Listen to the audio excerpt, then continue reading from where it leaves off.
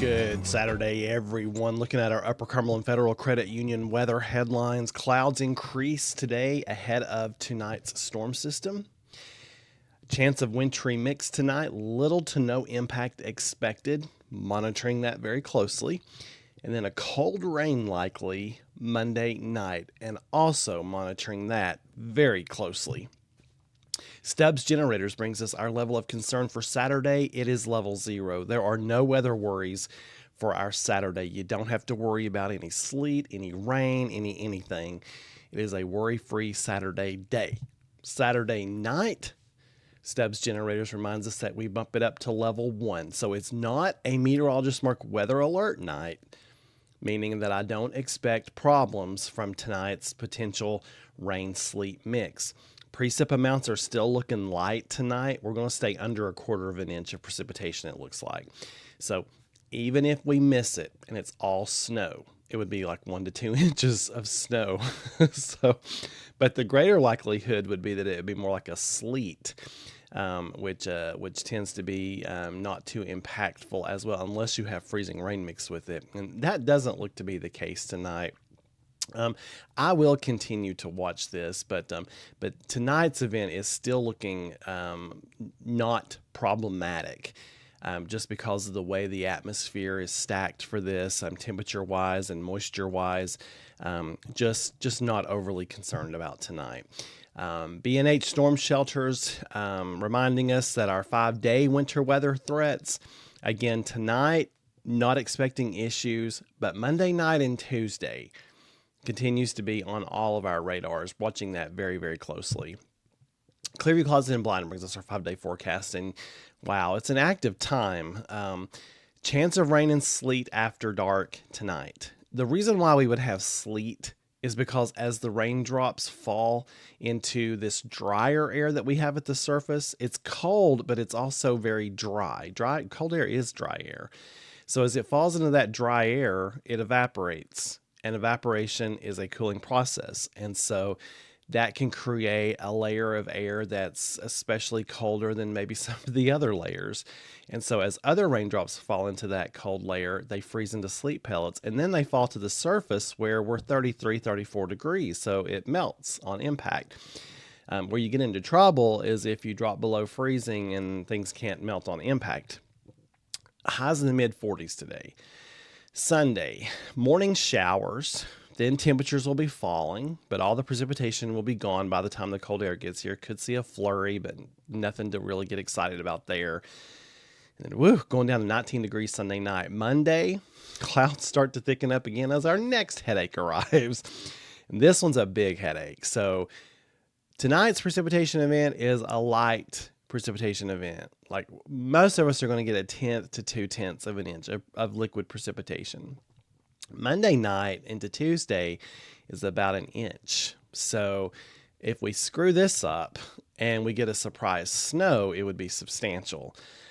So that's why we've got to get this right. Right now, it looks like PM rain coming in after sunset. Okay.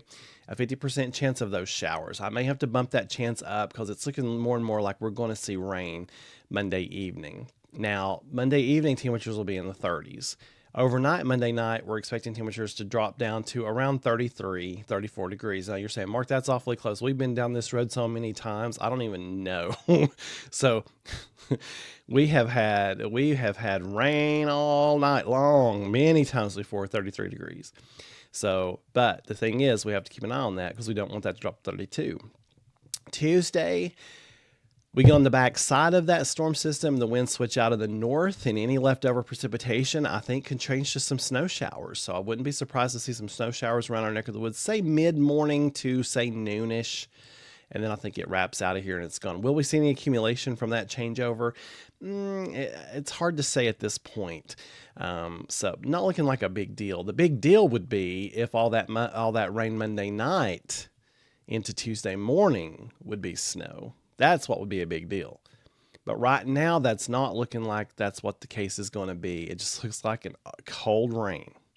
But I'll keep an eye on things, and I'll issue special updates from now till then to keep you updated on the latest. Make sure you got that app downloaded so you can get that app update sent straight to your phone. Or follow me on the website and get those updates sent to your email. We dropped down to 21 Tuesday night. Wow, if we could swap Tuesday night's temperature with Monday night's temperature, we would have some snow going on here. But by then, by the time we drop down to 21, the moisture is long gone, and that leads to a partly cloudy Wednesday with highs in the mid 40s. So looking at today's 24-hour temperatures, we're starting out in the 30s this morning, and around 9 a.m. we'll be in the low 30s. And then we go up into the low 40s by this afternoon, and then we start watching as things evolve into the evening hours. Honestly, I wouldn't be surprised if precip holds off till 10, 11 o'clock tonight. But there is a low end risk for some sleet between sunset and midnight, and that's what I'll keep an eye on. After that, temperatures warm up, and notice those temperatures never go below freezing. So that's the key to tonight's event for sure. So just a 30% chance by 9 p.m. And then that 30% chance hangs with us until climbing up to 60% by midnight, and then 70% by 3 a.m. So while you sleep, there'll be some cold raindrops hitting the ground outside. Now tonight, the winds are going to be howling out of the south at least 30, a gust to at least 30 miles per hour. So if you got any loose holiday decorations out there, you better get those secured. But those southerly winds are what's going to keep everything liquid and keep us all right tonight. B&H Storm Shelter is bringing us on this day in history. 1955, the low temperature of 5 degrees. That's a monthly record at Crossville, and that's at the airport. So 1991, a tornado struck southeast Springfield, Missouri, causing F4 damage. So, yeah, don't forget, we're still in that secondary peak of severe weather season, although no severe weather in sight. But, yeah, my goodness, 15 homes destroyed in one neighborhood and 2 people killed, 64 injured. 2016, an EF1 tornado tracks across Tullahoma, which is in southern Middle Tennessee, late in the evening. Hundreds of trees snapped and uprooted. Numerous homes damaged, especially around Lake Tullahoma. One person was injured when a tree fell onto their car. We've got a lot of headlines to keep track on, right? So I'll be monitoring everything very closely as we go through the day, monitoring all the additional data that comes in, seeing if there's any hint at all that that Monday night's situation could be problematic. Just stay tuned for updates on that. I'll keep a close eye on things. You just keep it right here to Meteorologist Mark.